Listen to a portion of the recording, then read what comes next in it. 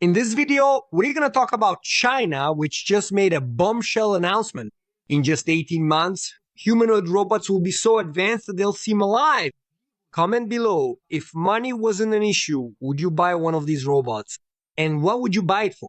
To be your companion, your girlfriend, your friend, your bathroom cleaner, your clothes folder, the master of your house, your financial advisor, your kid's babysitter? Comment below. I want to know. Let's go to my computer screen to react to the news report. As you know, at the end of the video, I leave the channel for you to subscribe. It's really worth it. Quality content, all right? So let's go. 3, 2, 1, go. And China, already famous for its bold ventures in artificial intelligence, has just lit the fuse of a revolution that blends code, circuits, and synthetic muscles. The former high-ranking employee revealed that more than 100 breakthroughs at the DeepSeek level, that AI model that went viral by competing with Western giants, are expected to emerge in just 18 months. But what's most intriguing is where this artificial intelligence is going to reside, alright? Not just in digital clouds or supercomputers anymore, but also in bodies, arms, legs, in other words, humanoids made of metal and silicon, ready to walk alongside us. This new frontier is called physical artificial intelligence, and it's the marriage of the artificial mind with the mechanical body. The idea is that a humanoid robot not only thinks like an artificial intelligence, but also senses its surroundings, interprets physical stimuli in real time, and reacts with movements that are increasingly fluid, more like those of a human being. That's the big challenge, folks. Here, when you have a robot in a factory, the factory is kind of like a warehouse, right? Sort of rectangular, with those rows, with those huge shelves. Well, I don't really know the technical term for that, but basically there's let's say, the map of the factory. You do training there, mapping out the factory, but it's very simple. There are several aisles, and the robot goes through them, picks up the product, carries it, takes it to the truck, and so on. Much simpler tasks. Now, when you want to set up a robot like this to go into someone's home, every apartment is a different size, has a different layout. The location of the walls is different. Whoever lives in the house could be a single mother. It could be a woman without children, a man as well. It could be a couple with one child, with two children, with three children, with a dog, with two cats. The kitchen might be narrower. There might be 2 bedrooms or 3, you know. So there are, well, different dimensions.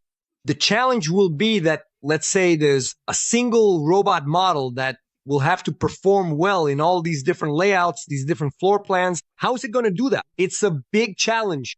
So the first major challenge is for the robot to leave the factory and go to your home. But then there's another challenge, which is for the robot to behave well on the streets. Imagine these robots, they're going to be sold a lot as caregivers for the elderly. They'll be babysitters for children. So just imagine the chaos, right? Cars passing by. Then there's the traffic light. Then there are people crossing. What's a sidewalk? What's a street? What's a crosswalk? You know? So there are major challenges ahead. Let's keep going here. Ultra-advanced tactile sensors, more precise actuators, and increasingly advanced software capable of learning with every step are the core of this generation of machines that almost breathe, in quotes, okay? It's as if each robot were a walking laboratory, training its own brain as it interacts with the world. But putting an artificial brain into a metal body isn't just a matter of fitting the pieces together, okay? Safety and stability are absolute priorities. Imagine an army of robots learning to interact in unpredictable environments, factories, streets, homes, and so on. For these, Chinese engineers are developing redundant systems, fail-safe algorithms, and also automatic disconnection protocols in case something gets out of control.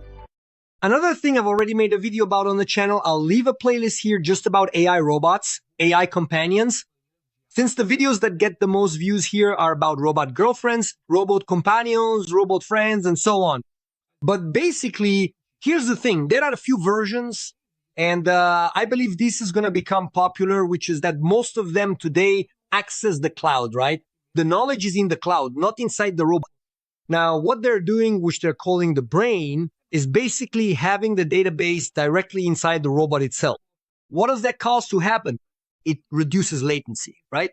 Faster responses, greater personalization. So it's really interesting to have the database there, just like you have on your phone. There's memory stored locally and memory in the cloud. Like when you buy iCloud or Google Drive and so on, you purchase cloud storage, right? So there will be some robots that have storage directly on the robots, and maybe some updates will be done online. After all, the company that builds the robot will obviously perform remote updates, right, from a distance. Anyway,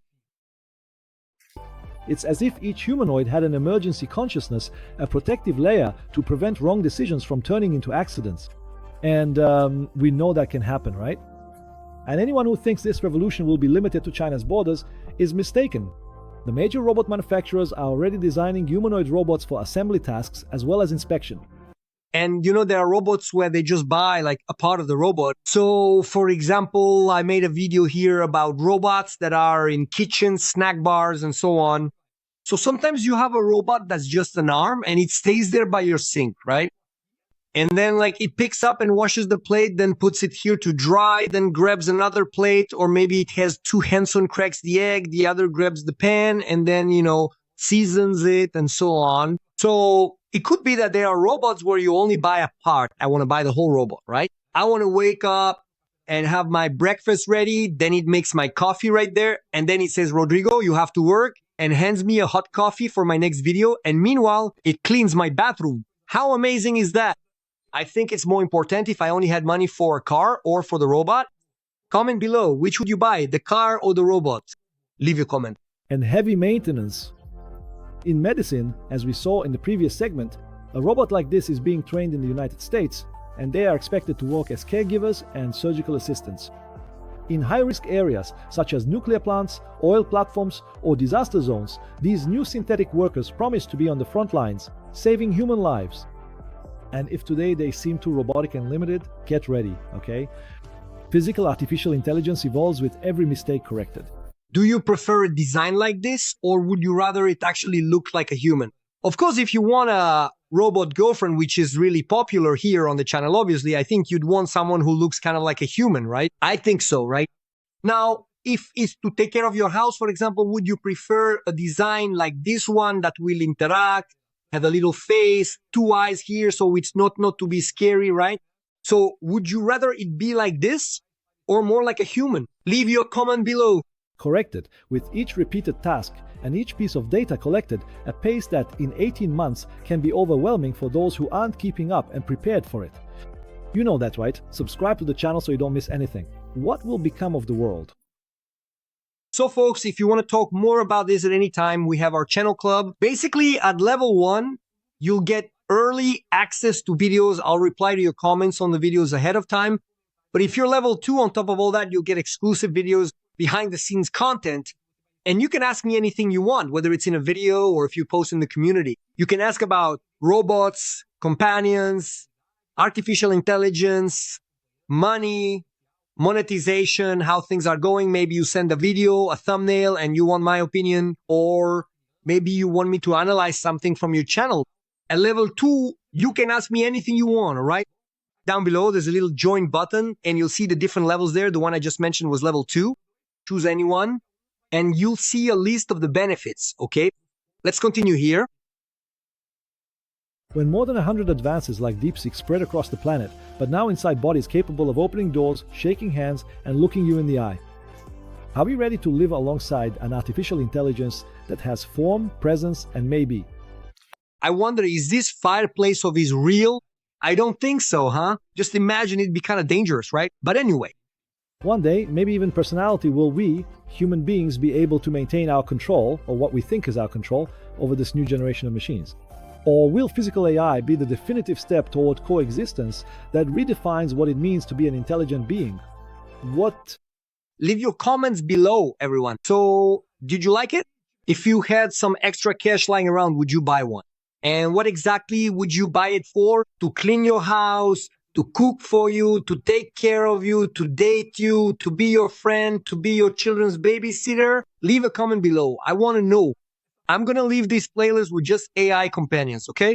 So you can keep hanging out with me, all right? See you in the next video. See you soon.